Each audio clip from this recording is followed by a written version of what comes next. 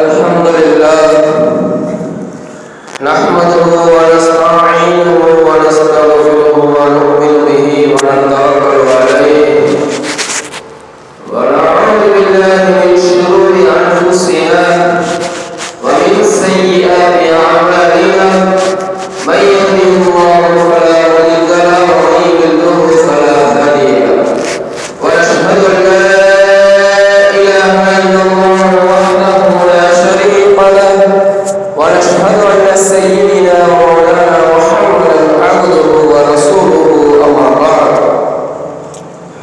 فقد قال الله تعالى في القرآن الكريم وفي الفرقان المجيد بعد أعوذ بالله من الشيطان الرجيم بسم الله الرحمن الرحيم ليغفر لك الله ما تقدم من ذنبك وما تأخر ويتم نعمته عليك ويهديك صراطا مستقيما وينصرك الله نصرا عزيزا صدق الله العلي العظيم وقال نبينا صلى الله عليه وسلم خير دينكم البراء أو كما قال عليه الصلاة والسلام புகழும் புகழ்ச்சியும் ஏக வல்லோனாகிய எல்லாம் வல்ல அல்லாஹ்வுக்கே உரித்தாகட்டுமாக. மேலும் அவனுடைய சாந்தியும் சமாதானமும் எம்பெருமானார் ரசூலே கரீம் ஸல்லல்லாஹு அலைஹி வஸல்லம் அன்னவர்கள் மீதும் அன்னாரின் குடும்பத்தார்கள் மீதும் அன்னாரின் அடிச்சுவட்டை அடிப்பிரலாமல் பின்பற்றி வந்த உத்தம சத்திய சஹாபாக்கள், தாபிஈன்கள், தபா தாபிஈன்கள், நாதாக்கள், ஷுஹதாக்கள், இவ்வுலகில் வாழ்ந்து கொண்டிருக்கக்கூடிய முஃமினான ஆண்கள் பெண்கள் அனைவரின் மீதும் இந்த ஜும்ஆவிற்கு வருகை தந்திருக்கின்ற நம்மவர்கள் மீதும் அல்லாஹ்வுடைய அன்பும் அருளும் என்றென்றும் நின்று நிலவட்டுமாக. ஆமீன். அஸ்ஸலாமு அலைக்கும் வரஹ்மத்துல்லாஹி வபரகாத்துஹு. கண்ணியமிக்க அல்லாஹ்வுடைய நல்லடியார்களே, நன்மையை அதிகமாக அடையக்கூடிய மாதங்களை கடந்து அந்த மாதங்களில் நாம் என்னென்ன நல்ல அமல்களை மேற்கொண்டோமோ அதே அமல்களை அதே வீரியத்தோடு அதே துடிப்போடு செய்யக்கூடிய ஒரு காலகட்டத்தில் அல்லாஹ் தஆலா நம் அனைவரையும் அமர்ந்திருக்கிறார். ரமலானினுடைய மாதத்தை நாம் அடைந்தோம். ரமலானில் செய்யக்கூடிய நன்மாராயமான விஷயங்களை நாம் கடைபிடித்தோம். ரமலானினுடைய நன்மைகளை நாம் பெற்றுக்கொண்டோம். ஒரு பக்கம் ரமலான் முடிந்ததற்கு பிறகு துல்ஹஜ் மாதத்தினுடைய நன்மைகளை நாம் அடைந்தோம். அதில் பெறக்கூடிய நன்மாராயமான விஷயங்களை நாம் பெற்றுக்கொண்டு அடுத்தடுத்த மாதங்களை நோக்கி நாம் எல்லாம் சென்று கொண்டிருக்கிறோம். எவ்வாறு அந்த 2 மாதங்களும் இஸ்லாமிய மாதங்களில் சிறந்த ஒரு மாதமாக இருக்கிறதோ அதே சிறப்பினை நாம் மற்ற மாதங்களில் அடைவதுதான் ஒரு முஃமினுடைய ஒரு முஸ்லிமுடைய அடிப்படை கொள்கையாக இருக்க வேண்டும். அருமையானவர்களே, நம்முடைய தொழுகையாக இருக்கட்டும், நம்முடைய சதகாக்களாக இருக்கட்டும், நம்முடைய தான தர்மங்களாக இருக்கட்டும், நம்முடைய நோன்புகளாக இருக்கட்டும், நம்முடைய குர்ஆன் திலாவத்துகளாக இருக்கட்டும், எல்லா விதமான நன்மைகளும் நாம் இறைவனிடத்தில் சமர்ப்பிக்கிறோம் என்று சொன்னால் குறிப்பாக ஒரே ஒரு விஷயத்தை நாம் இறைவனிடத்திலே அழகிய முறையில் சமர்ப்பித்தால் மட்டும்தான் சுவனத்தினுடைய படியை நாம் எடுத்து வைக்க முடியும் என்பதில் எந்த ஒரு மாற்று கருத்தும் கிடையாது. அது என்ன படி? அது என்ன விஷயம்? தொழுக 1000 ரக்காத்துகள் தொழுகிறாரு, நிறைய நோன்பு நோக்கிறாரு, நிறைய குர்ஆன் ஓதுறாரு. அதை எல்லாத்திற்கும் மேலான ஒரு பண்பு மனிதனிடத்துல அந்த ஒரு பண்பு இருந்துச்சுன்னு சொன்னா போதும், அவர்கிட்ட ஆட்டோமேட்டிக்கா எல்லா விஷயமும் அவர்கிட்ட வந்துடும். அவர் சொர்க்கத்துல நுழைகிறதை யாராலையுமே தடுக்க முடியாது. அந்த அடிப்படையில தான் நம்ம பெரியார்களினுடைய வாழ்க்கையில அந்த பண்பு எப்படி இருந்தது, இன்று நம்மவரிடத்துல அந்த பண்பு எந்த அளவு இருந்து கொண்டிருக்கிறது என்பதை இந்த ஜும்ஆவிலே சற்று விரிவாக நாம் பார்க்கலாம். அருமையானவர்களே, அல்லாஹ் ஜிப்ரைல் அலைஹிஸ்ஸலாம் அவர்களை அழைத்து ஒரு விஷயத்த சொல்றான். நான் சொர்க்கத்தை படைச்சிருக்கிறேன். எப்படிங்க?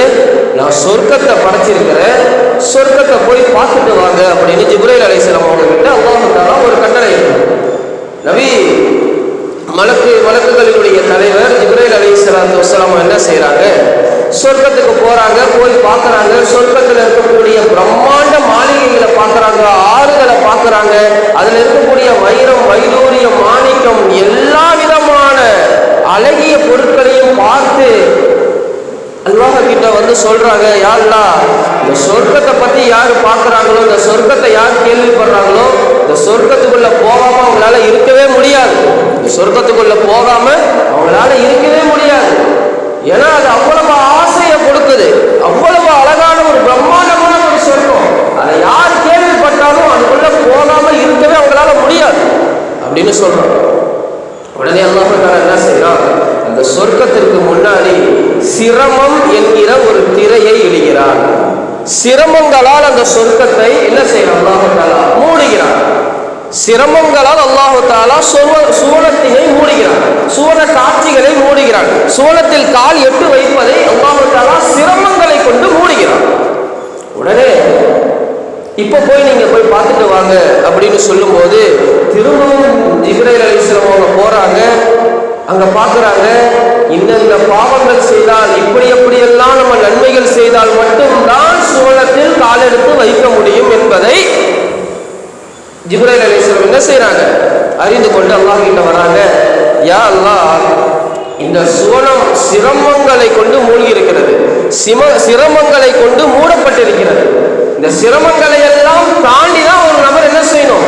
இந்த சிரமங்களை எல்லாம் தாண்டி தான் ஒரு நபர் என்ன செய்யணும்? சொர்க்கத்துல காலை எடுத்து வைக்க முடியும், சுவன பாதையை என்ன செய்ய முடியும்? அடைய முடியும். அப்படி அல்லாஹ் தஆலா என்ன செய்யறான்? நரகத்தை பார்த்துட்டு வாங்கங்கிறான். நான் நரகத்தை படைச்சிருக்கேன், நரகத்தை பார்த்துட்டு வாங்கங்கிறான். ஜிப்ரைல் அலைஹிஸ்ஸலாம் நரகத்தை பார்க்க போறாங்க. நரக காட்சிகளை பார்க்கறாங்க, அங்க கொடுக்கக்கூடிய தண்டனைகளை பார்க்கறாங்க, அங்க இருக்கக்கூடிய புலிகளை பார்க்கறாங்க. அவங்களுக்கு பார்த்து பயந்து அல்லாஹ் கிட்ட வந்து சொல்றாங்க, யா அல்லாஹ், யாருமே இந்த நரகத்தை பத்தி யாரெல்லாம் கேள்விப்படுறாங்களோ அவங்கெல்லாம் இந்த இடத்துக்கு போகவே மாட்டாங்க. ஏன்னா அவ்வளவு ஒரு மோசமான ஒரு இடம் அந்த நரகம். அப்படிங்கிறத பார்த்துட்டு அல்லாஹ் தஆலா அந்த நரகத்துக்கு ஆசைகளை கொண்டு, எப்படிங்க? ஆசைகளை கொண்டு அந்த நரகத்தை மூடுறான். இந்தந்த ஆசைகளோடு அவர் உள்ள போனார்னா, இந்தந்த ஆசைகள், இந்தந்த விஷயங்கள் அவர்கிட்ட இருக்குன்னு சொன்னா அவருக்கு நரகம் கன்ஃபார்ம். இப்ப போய் பார்க்கறாங்க, யா அல்லாஹ், இந்த நரகத்தை நீ ஆசையை கொண்டு மூடி இருக்கிற. எப்படிங்க? ஆசையை கொண்டு இந்த நரகத்தை நீ மூடி இருக்கிற. இந்த நரகத்துல யாரு நுழையிறாங்களோ, இந்த ஆசைகள் எல்லாம் இருக்கிறவங்க கண்டிப்பா இந்த நரகத்துல என்ன செஞ்சிருவாங்க? நுழைஞ்சிருவாங்க. இந்த ஆசையெல்லாம் இல்லாம துனியால யாருமே இல்லை அப்படின்னு ஜிப்ரைல் அலைஹிஸ்ஸலாம் அவங்க என்ன செய்யறாங்க? அல்லாஹ் கிட்ட சொல்றாங்க. ஆக அருமையானவர்களே, இதுல இருந்து நம்ம என்ன ஒரு கருத்தியலை நம்ம தெரிஞ்சுக்கணும், என்ன விஷயத்தை தெரிஞ்சுக்கணும்னு சொன்னா, சுவனம் செல்வது என்பது அவ்வளவு எளிதான ஒரு விஷயம் கிடையாது. சுவன பாதையை அடைவது என்பது அவ்வளவு சாத்தியமான ஒரு விஷயம் கிடையாது. அதை அழகிய முறையில் அணிய வேண்டும் என்று சொன்னால் அல்லாஹ்வினுடைய மார்க்கத்தின்படியும் நபி ஸல்லல்லாஹு அலைஹி வஸல்லம் அவர்கள் காட்டிய வழிகாட்டலின்படி ஒரு மனிதர் இந்த உலகத்தில் பயணிக்கிறார் என்று சொன்னால் கண்டிப்பாக அவரால் சுவன பாதை அடைய முடியும். பெரிய விஷயம்லாம் ஒண்ணு இல்லை. அப்படி ஒரு விஷயத்தை தான் சஹாபாக்களினுடைய ஒரு உயர்தர ஒரு பண்பு, நபிமார்களினுடைய ஒரு உயர்தர பண்பு, அந்த பண்பு நம்ம கிட்ட இருந்துச்சுன்னு சொன்னா கண்டிப்பா என்னங்க? கண்டிப்பா என்னன்னு சொன்னா சுவன பாதை அடைய முடியும். அப்படி ஒரு பண்பு என்னன்னு சொன்னா பேணுதலான ஒரு வாழ்க்கை. என்னங்க? பேணுதலான ஒரு வாழ்க்கை ஒரு நபர்கிட்ட இருக்கு. ஒரு ஆண் ஒரு இஸ்லாமிய மார்க்கத்தில் பயணிக்கக்கூடிய ஒரு ஆணிடத்துல ஒரு பேணுதல் இருக்குது, பெண்களிடத்துல பேணுதல் இருக்குதுன்னு சொன்னா அவங்களுடைய ஈமானை ஒருபோதும் யாராலும் அசைத்து பார்க்க முடியாது. இதுதான் ஒரு நிதர்சனமான ஒரு உண்மை. அருமையானவர்களே, நாம் அனைவரும் சிந்தித்து பார்க்க வேண்டும். அதாவது நபி ஸல்லல்லாஹு அலைஹி வஸல்லம் அவங்க சொல்லுவாங்க, கைரு தீனுக்குமுல் வரா.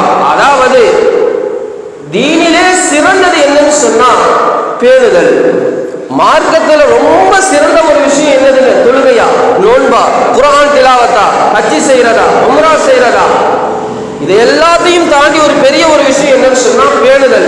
ஒரு உள்ளத்துல பேணுதல் சரியான நிலைப்பாடோடு ஒரு மனிதரினுடைய உள்ளத்துல விஷயத்துல பேணுதல் சரியான நிலைப்பாடோடு அமர்ந்து விட்டது என்று சொன்னால் அவருடைய தொழுகை பேணுதலாக இருக்கும், அவருடைய நோன்பு பேணுதலாக இருக்கும், அவருடைய தர்மம் பேணுதலாக இருக்கும், அவருடைய ஹஜ்ஜி யாத்திரைகள் பேணுதலாக இருக்கும், அவருடைய இறுதியாக அவருடைய முழு வாழ்க்கையும் என்னதுங்க பேணுதலாக இருக்கும். ஆக அருமையானவர்களே, நாம் இன்றைய காலகட்டத்தில் அவசியமாக கற்றுக்கொள்ளக்கூடிய ஒரு முக்கியமான ஒரு விஷயம் என்னவென்று சொன்னால் மார்க்கத்தில் பேணுதலான ஒரு வாழ்க்கையை நாம் அனைவரும் வாழ வேண்டும். பேணுதல் இருந்து விட்டது என்று சொன்னால் கண்டிப்பாக நம்முடைய ஈமானை யாராலும் வசித்து பார்க்க முடியாது, நாம் சோழம் செல்வதை யாராலும் என்ன செய்ய முடியாது, தடுக்க முடியாது. இதுதான் நிதர்சனமான ஒரு உண்மை.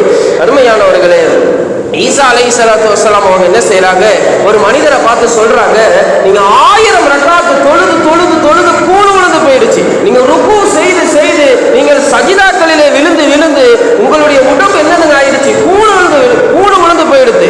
நீங்க நோன்பு வைத்து வைத்து வைத்து என்னதுங்க வருடமெல்லாம் நோன்பு வைத்து காலமெல்லாம் நோன்பு வைத்து உங்களுடைய உடல் என்னது ஆயிடுச்சுங்க, குச்சியை போன்று மெலிந்த குச்சியை போன்று ஆகிவிட்டது. உங்களுடைய எல்லா விதமான உறுப்புகள் என்னதுங்க இந்த மார்க்கத்தினுடைய அந்த வழிகாட்டுதலின்படி சேர்ந்து போச்சு. அப்போ நான் சோழத்துக்கு நீங்க போயிடுவீங்களா? இல்ல, அல்லாஹ் கிட்ட உங்களுடைய உள்ளம் எப்படி இருக்கு, உங்களுடைய உள்ளம் பேணுதலாக இருந்தால் மட்டும்தான் நீங்கள் சொர்க்கம். 1000 ரக்காத்து தொழுகிறாரு, ஒரு நாளைக்கு ஒரு ஜுஸு குர்ஆன் முடிக்கிறாரு, ஒரு நாளைக்கு அவர் யாராவது ஒரு நபருக்காவது அவர் தர்மம் செய்கிறார், வருடத்துல நோன்பு கரெக்டா வச்சுறாரு. இவரால கன்ஃபார்மா சொல்ல முடியுமா? கன்ஃபார்மா சொல்ல முடியுமா? வாரண்டி இருக்குதா? நான் கண்டிப்பா சொர்க்கவாதின்னு அவரால் சொல்ல முடியாது. ஏன்? நாம் செய்யக்கூடிய அமல்கள், நாம் செய்யக்கூடிய தொழுகைகள், நாம் நோக்கக்கூடிய நோன்புகள், நாம் கொடுக்கக்கூடிய ஜகாத்துகள், தான தர்மங்கள் எல்லாம் அல்லாஹ்வுக்கு விரும்பியபடி நமது உள்ளம் பேணுதலோடு செய்தால் மட்டும்தான் என்னதுங்க, பேணுதலோடு செய்தால் மட்டும்தான் இது எல்லாத்திற்குமே நன்மை. பேணுதல் இல்லை, எல்லாமே இருக்கு ஒரு நபர்கிட்ட, அவர் பார்க்க பக்கா தாயி மாதிரி இருக்கிறாரு, பக்கா தாயியா இருக்கிறாரு, அவரை பார்த்தாலே ஒரு சொர்க்கவாதின்னு அப்படி நம்மளால முடிவு பண்ணிட முடியுமா? அப்படி முடிவு பண்ணிடக்கூடாது. அவருடைய உள்ளம் பேணுதலாக இருக்குதா, அவர் மார்க்கத்துல பேணுதலா நடந்துக்கிறாரா, இதுதான் அடிப்படையான ஒரு விஷயம். இந்த விஷயத்தை தான் சஹாபாக்கள் சரியான முறையில் மேற்கொண்டார்கள். ரலியல்லாஹு அன்ஹும் என்னது, அல்லாஹ் தஆலா அவர்களை பொருந்தி கொண்டான், அல்லாஹ்வும் அவர்களை என்னது பொருந்தி கொண்டான். இதுதான் அடிப்படையான ஒரு விஷயம். மார்க்கத்துல பேணுதல் இருக்கு. அவருடைய ஆடையை பார்த்து நம்ம அவருடைய நன்மைகளை நம்ம இடம் போட முடியாது, அவருடைய தோற்றத்தை வைத்து நம்ம என்ன செஞ்சிடக்கூடாது, ஒரு எடையை நம்ம போட்டக்கூடாது. அவருடைய உள்ளம் எந்த அளவுக்கு பயணிக்குது, அவருடைய உள்ளம் எந்த அளவு மார்க்கத்துல பேணுதலா இருக்குது, அவருடைய உள்ளம் எந்த அளவு மார்க்கத்தினுடைய பேணுதலின்படி அவருடைய வாழ்க்கையை அவர் மாற்றுகிறாரு. இதுதான் அடிப்படையான ஒரு விஷயம். நாங்கள் அருமையானவர்களுடைய ஒரு பெரியார் இடத்துல கேட்கப்பட்டது. பெரியார் சொல்றாரு, பேணுதல் அப்படின்னு சொன்னா உங்களுடைய உள்ளத்துல ஒரு கல் அளவு பேணுதல் இருந்தாலே போதும், 1000 பேருடைய தொழுகைக்கு என்னதுங்க ஈடான ஒரு விஷயம். 1000 பேர்களுடைய தொழுகையை உங்களுடைய கல் அளவு உள்ள பேணுதலோடு ஒப்பிட்டால் கூட அதை விட இதுதான் என்னதுங்க சிறந்ததாக இருக்கிறது என்று ஒரு பெரியார் அவங்க சொல்றாங்க. ஆக உள்ளத்துல பேணுதல் இருக்கணும், மார்க்கத்துல பேணுதல் இருக்கணும், தொழுகையில பேணுதல் இருக்கணும், நம்ம கொடுக்கக்கூடிய ஜகாத்துகள்ல பேணுதல் இருக்கணும், நாம் ஓதக்கூடிய குர்ஆன் திலாவத்துகள்ல பேணுதல் இருக்கணும், தாய் தந்தையர் இடத்துல பேணுதல் இருக்கணும், குடும்பத்தினர் இடத்துல என்னதுங்க குடும்பத்தார்கள் இடத்துல பேணுதல் இருக்கணும், மஹல்லா வாசிகள் இடத்துல பேணுதல் இருக்கணும். நம்முடைய உள்ளம் சரியான முறையில நம்ம என்ன செய்யணும், எல்லா விதமான உறுப்புகளும் பேணுதலை கடைபிடிக்கணும். நம்முடைய பார்வையில பேணுதல் இருக்கணும், நம்மளுடைய நாவுகள்ல என்ன இருக்கணும், பேணுதலான வார்த்தைகளை நம்ம பேசணும், பேணுதலான பார்வையாக நம்முடைய பார்வை இருக்கணும். கடைசியில் என்னதுங்க பேணுதலான உள்ளமாக இருந்தால் மட்டும்தான் சோளத்தில் உள்ளே நாம் என்ன செய்ய முடியும், நுழைய முடியும். இதுதான் அடிப்படையான ஒரு விஷயம். ஆக அருமையானவர்களே, சொல்லுவாங்க ஹராமான ஒரே ஒரு தானிய வித்து, ஒரே ஒரு தானியம் தானே, ஹராமான ஒரே ஒரு தானியம் தானே, என்ன ஆயிட போகுது, நம்முடைய வாழ்க்கை என்ன ஆயிட போகுது அப்படின்னு நினைச்சு ஒரே ஒரு வித்தை விற்கிறாரு, ஒரே ஒரு ஹராம சம்பாதிச்சுக்கிறாரு. எவ்வளவு அவரால் என்ன செய்ய முடியாது, ஒரே ஒரு ஹராம் தான், மொத்த வாழ்க்கை என்ன ஆயிடுச்சுங்க க்ளோஸ். அதை விடுறாரு, ஒரே ஒரு ஹராம், இதையும் நான் என்ன செய்வேன் மார்க்கத்துக்காக நான் விடுறேன், இதுதான் பேணுதல். அவ்வாறு விட்டுட்டாருன்னு சொன்னா அவர் எப்படிங்க 80 தடவை ஹஜ்ஜி செஞ்சதை விட சிறந்தது. இந்த உலகத்துல செய்ய முடியும். உலகத்துல 80 தடவை ஹஜ்ஜி செய்யறதை விட என்னதுங்க சிறந்தது. எப்பேற்பட்ட ஒரு விஷயம். உள்ளம் பேணுதலாக இருந்தால் மட்டும்தான் நம்மால் என்ன செய்ய முடியும், அந்த சுவனத்தினுடைய வாரியை கூட நுகர முடியுங்கிறது பெரியார்களினுடைய ஒரு கருத்தா இருக்குது. ஆக அருமையானவர்களே, சஹாபாக்கள் எப்படிப்பட்ட ஒரு நன்மையை கொண்டவங்க அப்படின்னு சொன்னா, ஒரு 10 நல்ல விஷயம் இருக்கு அவங்களுக்கு கண் முன்னாலும், ஒரு 10 நல்ல விஷயம் இருக்கு, 10 வாய்ப்புகள் இருக்கு, செய்யக்கூடிய தகுதியற்ற ஒரு தகுதியான ஒரு 10 வாய்ப்புகள் இருக்கு. இருந்தாலும் சஹாபாக்களினுடைய உள்ளம் எந்த அளவுக்கு அஞ்சும் என்று சொன்னால், 10ல் 9 விஷயத்தை விட்டுருவாங்களாம். இது ஹராமா இருக்குமோ, இது ஹராமா உள்ள வாய்ப்பு இருக்குமோ, இது ஹராமா இருக்கிறதுக்கு கண்டிப்பா வாய்ப்பு இருக்குமோ, எப்படியாவது அவங்களுடைய வாழ்க்கையில ஹராம் கலந்து விடக்கூடாது இப்படிங்கிற ஒரு சிந்தனையில தான் சஹாபாக்களுடைய உள்ளம் என்னங்க செய்யும், பயணம் செய்து கொண்டே இருக்கும். இப்படியே 9 விஷயத்தை விட்டுருவாங்களாம். 10 நல்ல காரியம் இருக்குன்னு சொன்னா 10ல் என்ன செஞ்சுருவாங்க சஹாபாக்கள், 9 விஷயத்தை விட்டுருவாங்களாம். இன்னும் ஒரே ஒரு விஷயம் என்ன சொன்னா, இன்னைக்கு இஸ்லாமிய சமுதாயத்திற்கு நிறைய முஸ்லிம்களுக்கு, நிறைய முஸ்லிம் வாலிபர்களுக்கு, நிறைய முஸ்லிம்களுக்கு என்ன செய்யறது இல்லை, ஹலால் ஹராம் அதுவும் தெரியறது இல்லை. அப்படியே தெரிஞ்சாலும் ஹலாலுக்கும் ஹராமும், ஹராம் ஹலால், இந்த ஹராமுக்கு தான் அல்லாஹ் கிட்ட நாளைக்கு நம்ம என்ன செய்யணும், பதில் சொல்லணும் அப்படின்னு இன்னைக்கு நிறைய முஸ்லிம்களுடைய ஒரு சிந்தனையா இருக்கு. அது இல்லை, ஹலாலுக்கும் அல்லாஹ் தாலா கேள்வி கேட்பான். எப்படிங்க, ஹலாலான விஷயத்துக்கு அல்லாஹ் கேள்வி கேட்பானா? நான் ஹலாலான முறையில சாப்பிட்றேன் அல்லாஹ் கேள்வி கேட்பானா? நான் ஹலாலான முறையில ஆகுமான வழியில நான் செலவு பண்ணாலும் அல்லாஹ் என்கிட்ட கேள்விப்பானா? கண்டிப்பா கேள்வி கேட்பான். ஒருத்தர் சாப்பிட்றாரு, உதாரணத்திற்கு ஒரு ஹலாலான ஒரு இறைச்சியை சாப்பிட்றாரு, ஒரு அளவுக்கு மேல அவர் என்ன செய்யறாரு, தூங்குற அளவுக்கு அவர் சாப்பிட்றாரு, அவருடைய வயிறு நிரம்புற அளவுக்கு சாப்பிட்டு ஒரு வக்து போற அளவுக்கு அவர் என்ன செய்யறாரு, தூங்கிட்டா ஒரு வக்து மிஸ் ஆயிடும்ல. ரொம்ப அதிக உணவு வயிற்றுக்குள்ள போயிடுச்சுன்னா என்ன ஆகும், ஒரு டயர்டு ஏற்படும், ஒரு தூக்கம் வரும், அப்படியே வக்து மிஸ் ஆகும். எல்லாம் நாளைக்கு இதுக்கும் கேள்வி கேட்பான், இதுக்கும் எல்லாத்தால என்ன செய்வான், கேள்வி கேட்பான். இப்ப பாருங்க எந்த அளவு மார்க்கம் பேணணும்னு பாருங்க, எந்த அளவு மார்க்கத்துல பேணுகிறது. இன்னைக்கு ஹலாலா இருந்தா என்ன, ஹராமா இருந்தா என்ன, நான் மது அருந்துவேன், நான் யாரு, நான் மது அருந்துவேன் என்ன கேட்கறதுக்கு யாரால முடியும்? இன்னைக்கு எத்தனை வாலிபர்கள் மது அருந்தி கொண்டு இன்றைக்கு இஸ்லாமிய மார்க்கத்தில் எவ்வளவு வாலிபர்கள் போதைக்கு அடிமையாகி இன்றைக்கு எவ்வளவு குடும்பங்கள் சீரழிந்து போகிறது என்பதை நாம் கண்முன்னே பார்த்து கொண்டுதான் இருக்கிறோம். ஆனால் நாளை மறுமை நாளிலே அல்லாஹு தஆலா ஹலாலிற்கும் கூட ஆகமான காரியத்திற்கும் கூட அல்லாஹு தஆலா நாளை என்ன செய்வான், கேள்வி எழுப்புவான். இதுதான் நிதர்சனமான ஒரு உண்மை.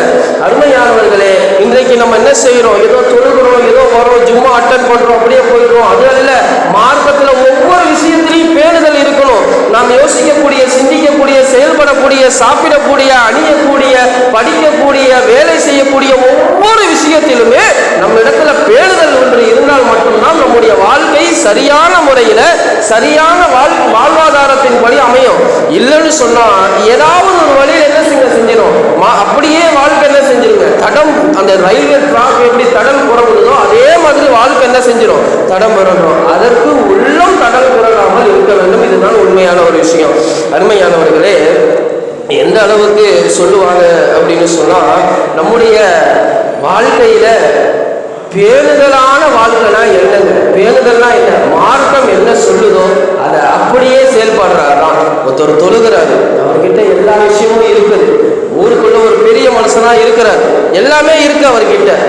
ஆனா அவர் என்ன செய்யறாரு, இஸ்லாமிய முறைப்படிதான் எல்லாம் செய்யறாரு. ஆனா அவர்கிட்ட இஸ்லாம் அதிகமாயிருச்சு, சில விஷயம் மார்க்கத்தில் இல்லாத விஷயம் உள்ள. ஒரு உதாரணத்திற்கு என்ன செய்யறாரு, பிரம்மாண்டமா நிக்கா செய்யறாரு, தன்னுடைய மகளுக்கோ தன்னுடைய மகளுக்கோ பிரம்மாண்டமான முறையில் என்ன செய்யறாரு, நிக்கா செய்யறாரு. பெரிய அளவுல என்ன செய்யறாரு, பெரிய ஒரு பார்ப்பதற்கு எப்படிங்க, ஒரு பெரிய ஒரு தோரணையா இஸ்லாம் என்ன சொல்லுதோ அதை மீறிடுறாரு. இஸ்லாம் என்ன சொல்லுதோ அந்த மார்க்கத்தை, அந்த வரம்பை மீறி என்ன செய்யறாரு, ஒரு சில விஷயம் பண்றாரு. இதுதான் பேணுதல் இல்லாத ஒரு வாழ்க்கை. பேணுதல்னா என்னதுங்க, ரசூல் ஸல்லல்லாஹு அலைஹி வஸல்லம் அவங்க என்ன செஞ்சாங்களோ, எந்த இடத்தில் கோடு கிழித்தார்களோ அதே அளவுதான் நம்ம இடத்துல கோடு இருக்கணும். அதை தாண்டிடுச்சுன்னு சொன்னா மார்க்கத்துல பேணுதல் இல்லைன்னு அர்த்தம். இதுதான் உண்மையான ஒரு விஷயம். அருமையானவர்களை சிந்திச்சு பார்க்கணும். நறுமணத்துல கூட இஸ்லாம் எந்த அளவுக்கு பேணுதலை வலியுறுத்துதுன்னு சொன்னா, ஆண்கள் தடவக்கூடிய பூசக்கூடிய நறுமணம் எப்படி இருக்கணும், பெண்கள் பூசக்கூடிய அணியக்கூடிய அந்த தடவக்கூடிய அந்த நறுமணம் எப்படி இருக்கணும், இந்த அளவுக்கு மார்க்கம் என்னங்க செய்யுது, வழிவகத்தை காட்டுது. ஒரு ஆண் நறுமணம் பூசுறாரு, அத்தர் போடுறாரு அப்படின்னு சொன்னா அதுல வாசனை மட்டும்தான் அதிகமா இருக்கணும், அதுல நிறம் இருக்கக்கூடாது அப்படின்னு ரசூலுல்லாஹி ஸல்லல்லாஹு அலைஹி வஸல்லம் அவங்க சொல்லி காட்டுறாங்க. ஒரு பெண் நறுமணம் பூசுகிறாள் என்று சொன்னால் அந்த பெண் பூசக்கூடிய நறுமணத்துல வாடை அந்த மனம் இருக்கக்கூடாது, நிறம் மட்டும்தான் மாறாக என்ன செய்யணும், இருக்கணும் அப்படின்னு நபி அவங்க சொல்றாங்க.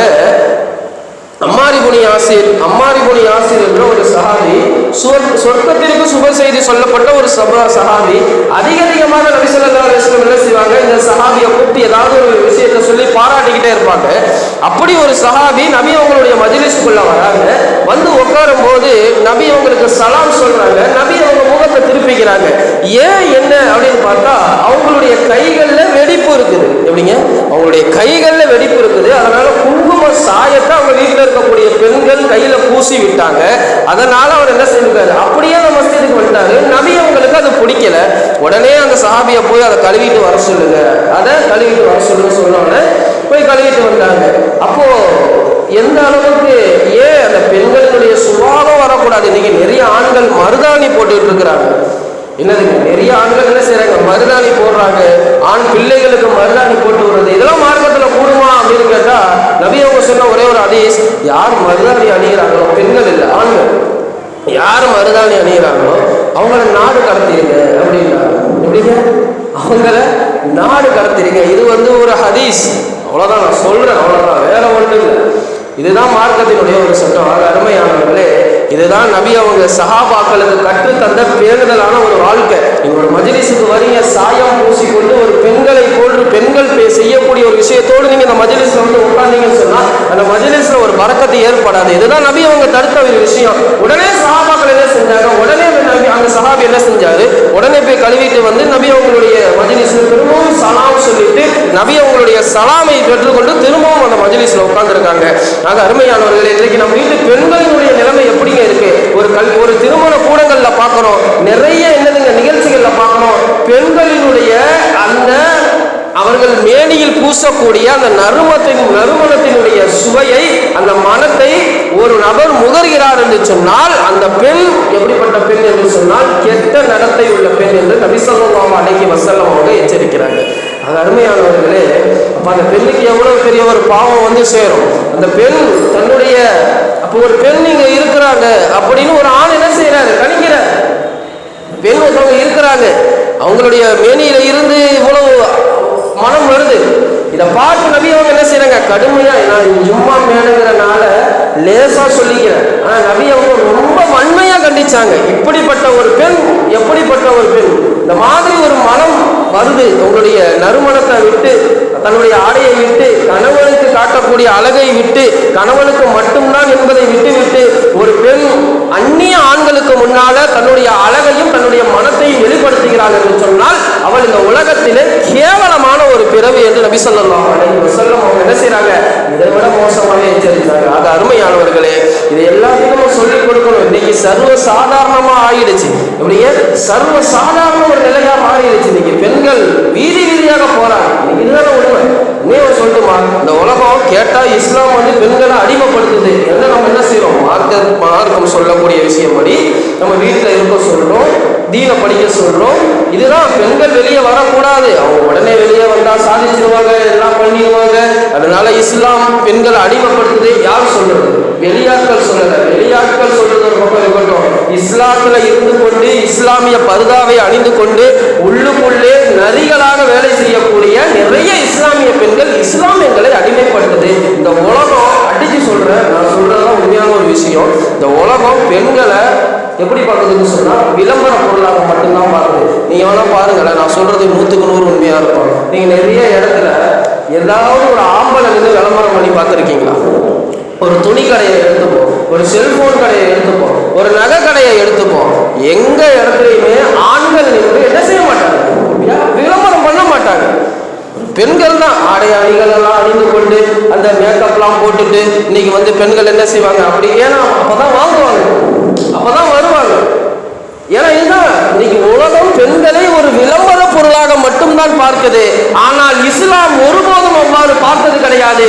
இஸ்லாம் ஒருபோதும் பெண்களை மார்க்கத்தினுடைய ஒரு தூண்களாக, வீட்டினுடைய ஒரு தூண்களாக, பிள்ளைகளினுடைய ஒரு அடிப்படை மார்க்கத்தை கற்றுக் கொடுக்கக்கூடிய பெண்களாக மட்டும்தான் இஸ்லாம் பார்க்கிறதே தவிர இஸ்லாம் ஒருபோதும் பெண்களை அடிமைப்படுத்துவது கிடையாது என்பதை இந்த ஜும்ஆவிலே நாம் தெரிந்து கொள்ள வேண்டும். ஆக அருமையானவர்களை சிந்திச்சு பார்க்கணும். இன்னைக்கு எவ்வளவு பேணுதலான ஒரு வாழ்க்கையோடு நம்ம எல்லாம் வாழ்ந்துகிட்டு இருக்கிறோம். இன்னைக்கு எவ்வளவு பேணுதலை நம்ம எல்லாம் வாழ்ந்துகிட்டு இருக்கிறோம். அருமையானவர்களே, உமர் ரலியல்லாஹு அஹ்மது இப்னு ஹம்பல் எவ்வளவு பெரிய ஒரு இமாம். அவங்க இடத்துல பிஸ்ருல் ஹாஃபி என்ற ஒரு நபர், பிஸ்ருல் ஹாஃபி என்ற ஒரு சூஃபி, அவங்க மிகப்பெரிய ஒரு ஆலிம். அவங்களுடைய சகோதரி என்ன செய்யறாங்க, இமாம் அஹ்மது இப்னு ஹம்பல் இடத்துல வராங்க. வந்து ஒரே ஒரு சின்ன ஒரு சட்டம் கேட்கிறாங்க. அதற்கு நீங்க என்ன செய்றீங்க, எனக்கு ஒரே ஒரு சட்டம் தெரிஞ்சுக்கணும். என்ன சட்டம் அப்படின்னு சொன்னா, நான் வந்து நூல் திரிக்கக்கூடிய ஒரு வியாபாரம் பண்றேன், நூல் திரிக்கக்கூடிய ஒரு வேலை பண்றேன், ஒரு வியாபாரம், அது என்னுடைய ஒரு தொழில். அந்த தொழில் செய்து கொண்டிருக்கும் போது என்னால் எங்கள் வீட்டில் வந்து விளக்கெல்லாம் எரியாது, கரண்ட் எல்லாம் கிடையாது, விளக்கெல்லாம் எரியாது. காலையில இருந்து மாலை வரை நாங்கள் அந்த வேலையை செய்வோம், காலையில இருந்து மாலை வரை அந்த வேலையை செய்வோம். இரவுல அந்த வேலை செய்ய முடியாது, ஏன்னா இருட்டாயிடும், கண்ணு தெரியாது. பக்கத்து வீட்டில் வர வெளிச்சம் இருக்கு பார்த்தீங்களா, அந்த வெளிச்சம் எங்க வீட்டு முகலில் படுது, அந்த மேலே படுது. அந்த வெளிச்சத்தை கொண்டு நான் என்ன செய்யலாம், நூல் திரிக்கலாமா, அது மார்க்கத்தில் கூடுமா? இப்படி ஒரு கேள்வியை கேட்டோன்னா இமாம் அஹ்மது இப்னு ஹம்பல் அவங்க என்ன செஞ்சாங்க, கண்ணீர் விட்டு அழுதாங்க. இந்த காலகட்டத்தில் இப்படி ஒரு பெண்மணியா, இவ்வளவு ஒரு பேருதலா, நீங்க இவ்வளவு பேருதலா இருந்தீங்கன்னு சொன்னா கண்டிப்பா நீங்க என்ன செய்யாதீங்க, அந்த நூல் என்ன செய்யாதீங்க, அந்த வேலையை நீங்க செய்யாதீங்க அப்படிங்கிறாங்க. இப்ப பாருங்க, பெண்கள் இடத்துல எவ்வளவு ஈமான் இருந்தது, எந்த அளவுக்கு பெரியார்களுடைய அந்த வாழ்க்கையில ஈமான் இருந்தது. இன்றைக்கு நாம் எந்த அளவு பேருதலாக இருக்கிறோம் என்பதுதான் நாமே நம்ம என்ன செய்யணும், அந்த ஒரு கேள்வியை கேட்கணும். அருமையானவர்களே, அதாவது உமர் ரலியல்லாஹு அன்ஹு எப்படிப்பட்ட சஹாபி என்று நம்ம எல்லாத்துக்குமே தெரியும். மிகப்பெரிய ஒரு நீதிமான். எப்படிப்பட்ட ஒரு சஹாபி அப்படின்னு சொன்னா, தன்னுடைய மகனுக்கு கூட அவங்க எப்படி இருக்கிறாங்க. இன்னைக்கு எவ்வளவோ அரசியல்வாதிகளை நம்ம பார்க்கிறோம், இன்னைக்கு எவ்வளவோ ஆட்சி செய்யக்கூடிய நபர்களை பார்க்கிறோம். அவங்க கிட்ட இல்லாத ஒரு பெண், அதுதான் மார்க்கத்தை படிக்கணுங்கிறது. உமர் ரலியல்லாஹு அன்ஹு அவங்க என்ன செய்யறாங்கன்னு சொன்னா, முஹாஜிர்களுக்கு, அதாவது ஹாஜிகளுக்கும் முஹாஜிர்களுக்கு என்ன செய்யறாங்க, இங்கேருந்து வந்தவங்களுக்கு 4000 திர்ஹம் கொடுப்பாங்க. 4000 திர்ஹம் பைத்துல் மால்ல எடுத்து ஒவ்வொரு முஹாஜிருக்கும் கொடுப்பாங்க. இப்னு உமர் ரலியல்லாஹு அன்ஹு அவங்களுடைய மகனுக்கு என்ன செய்வாங்கன்னு சொன்னா 3500 திர்ஹம் தான் கொடுப்பாங்க. அதை பார்த்து அவங்களே கேட்பாங்க, இவங்களும் முஹாஜிர் தானே, உங்களுடைய பையனும் யாருங்க, உங்களுடைய மகன் முஹாஜிர் தானே, ஏன் நீங்க அவங்களுக்கு மட்டும் 4000 கொடுக்காம 3500 கொடுக்குறீங்க? இல்ல, நீங்க எல்லாம் தனியா வந்தீங்க, நீங்க எல்லாம் என்னதுங்க, பருவமடைந்த நிலையில, ஒரு பெரிய ஒரு வயோதிக நிலையில நீங்க எல்லாம் வந்தீங்க. இவரை கூட்டிட்டு வரும்போது நானும் இவருடைய தாயார் மட்டும்தான் நாங்க கூட்டிட்டு வந்தோம், நானும் இவருடைய தாயார் மட்டும்தான், இவரை நாங்க கை குழந்தையவரை நாங்க கூட்டிட்டு வந்தோம். அதனால இவருக்கு 500 திரகம் நான் என்ன செய்ய மாட்டேன், சேர்த்து கொடுக்க மாட்டேன், கம்மியா தான் கொடுப்பேன். பாருங்க, இன்னைக்கு பிள்ளைகளுக்காக எவ்வளவு சொத்து சேர்க்கக்கூடிய தகப்பனார்களுக்கு மத்தியில மிகப்பெரிய ஒரு சரித்திரமாக, வாழ்க்கையினுடைய இஸ்லாமியர்களினுடைய ஒரு பாடமாக, ஒரு அங்கமாக அமைந்து இந்த இடத்துல, இந்த உலகத்துல வாழ்ந்து காட்டிய ஒரே ஒரு நபர் யாருன்னு சொன்னா உமர் ரலியல்லாஹு அன்ஹு. அவங்க எப்பேற்பட்ட ஒரு சஹாபி, எப்பேற்பட்ட ஒரு கலீஃபா. அவங்களுடைய மனைவி கேட்கிறாங்க, ஒரு நாட்டுல இருந்து வருது, நறுமணம் வந்திருக்கு, அந்த நறுமணத்தை முஸ்லிம்களுக்கு பிரிச்சு கொடுக்கணும். உமர் ரலியல்லாஹு அன்ஹு என்ன செய்வாங்க, அதை எடை போட்டு பிரிச்சு கொடுப்பாங்க. அவங்களுடைய மனைவி ஆத்திகா அம்மையார் என்ன செய்யறாங்கன்னு சொன்னா, நான் அந்த வேலையை செஞ்சு தரேன். உடனே உமர் ரலியல்லாஹு என்ன செய்யறாங்க, இல்ல இந்த நறுமணத்தை நீங்க எடுத்து எடை போடும் போது அதுல நறுமணம் ஒட்டி இருக்கும், பூசி இருக்கும், அந்த அத்தர் அம்பர் என்ன செஞ்சிருக்கும், பூசி இருக்கும். அதை நீங்க உங்க கழுத்துலயும் உங்க மேனிலேயே தடவுறீங்கன்னு சொன்னா இதுல இருந்து நீங்க எடுத்ததா வந்துடும், பைத்துல் மால்ல இருந்து நீங்க எடுத்ததா வந்துடும். உடனே என்ன செய்றீங்க, அதெல்லாம் செய்யாதீங்க, அது கூடாது அப்படிங்கிறாங்க. எந்த அளவுக்கு ஒரு பேணுதலுங்க. உமர் ரலியல்லாஹு அன்ஹு அவர்களுடைய மகன் எகிப்துல மது அருந்திட்டாங்க. மது அருந்தியதற்கு அந்த நாட்டிலேயே அவங்களுக்கு தண்டனை கிடைச்சிருச்சு, கசையடி கிடைச்சிருச்சு, சாட்டையடி கிடைச்சிருச்சு. உடனே உமர் ரலியல்லாஹு அன்ஹு அந்த மகன் வந்ததற்கு பிறகு உமர் ரலியல்லாஹு அன்ஹு என்ன செய்யறாங்க, நானும் திரும்பவும் என்ன செய்வோம், கசையடி கொடுக்கணும். ஏன் அப்படின்னு கேட்டா, ஹலீஃபாவினுடைய மகன் என்று தெரிந்து நீங்க என்ன செஞ்சிருக்கலாம், பொறுமையா அடிச்சிருக்கலாம். அப்படிலாம் இருக்கக்கூடாது. நானும் என்ன செய்வேன், திரும்பி அடிப்பேன். இன்னைக்கு எந்த பிள்ளைகள் தவறு செய்தால் முதல்ல முட்டு கொடுப்பது யாருங்க, இந்த பெரிய பெரிய அரசியல்வாதிகளெல்லாம் நம்ம பார்த்துருப்போம், பெரிய பெரிய பணக்காரர்கள்லாம் பார்த்துருப்போம்.